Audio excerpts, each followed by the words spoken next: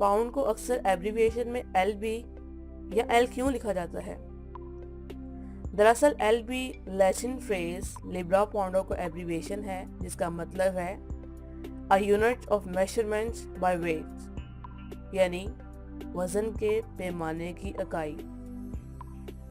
Romeo ने बाद में इस फ्रेज को मुख्तसर कर दिया और ये लफ्ज़ पाउंडो बन गया, और जब ये लफ्ज़ इंग्लिश में आया तो पाउंड की शक्ल इख्तियार कर गया।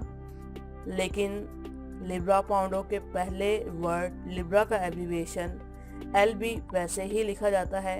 यही वजह है कि ब्रिटिश करेंसी का सिंबल L है, जो दरअसल LB से लिया गया है, क्योंकि ब्रिटिश पाउंड की वैल्यू 1 पाउंड ऑफ सिल्वर के बराबर थी।